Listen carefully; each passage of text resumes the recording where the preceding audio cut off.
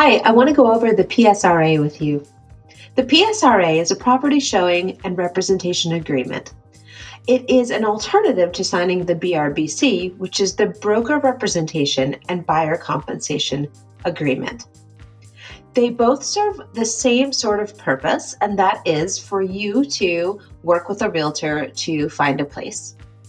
The BRBC is more of a permanent solution that can last anywhere from 1 month to 3 months, and it allows you to work with your realtor the whole entire time to do things like market analysis for you, going to see properties, setting up showings, going through the escrow process, putting in offers, negotiations, etc., etc. The PSRA is something you would use if, let's say, you didn't know if you wanted to commit to a realtor and you wanted the realtor to show you 1, 2, or 3 properties. I'm going to go over the short form with you now so you know exactly what's in it. In the first part of the form, we have the standard date prepared area and the parties to the agreement and properties area. That's where your name would go and whoever else would be viewing the properties with you, who would eventually be making offers with you. This basically says that you grant Circle Real Estate, which is the brokerage I work at, to help you with represent you actually for the following 3 properties. This is where you would put the addresses of the 3 properties. If you only have 1, you'd put 1, but you could put up to 3.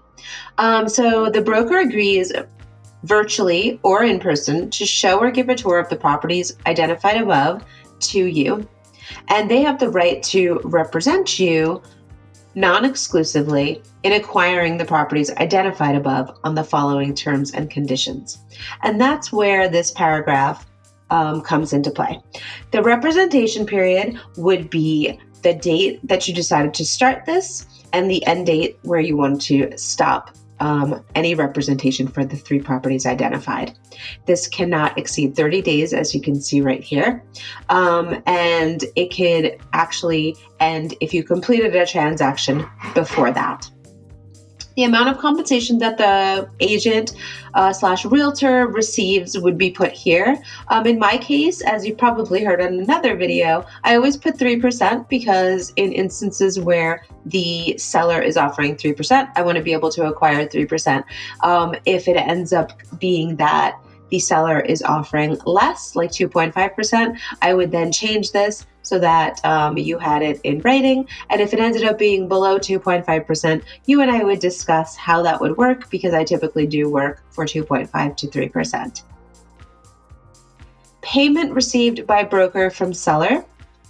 If the broker receives compensation from the seller or others, that means that you won't have to pay it. And that is always my goal.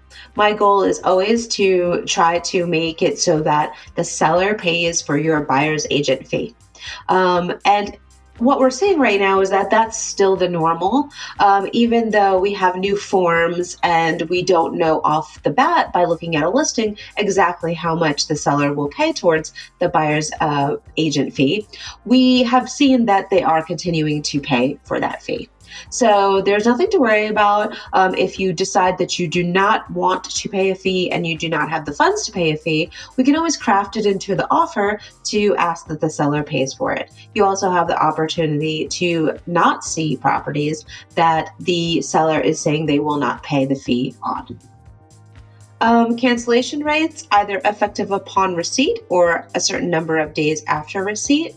That could be different. That could vary from, anywhere from a week, 30 days. It really, any amount of time can be put here. And it's just up to the realtor to decide that. And then other terms, if there are any, can be put in D. So everything below this on the next 2 pages is going to basically explain all of those letters and numbers that we just went through.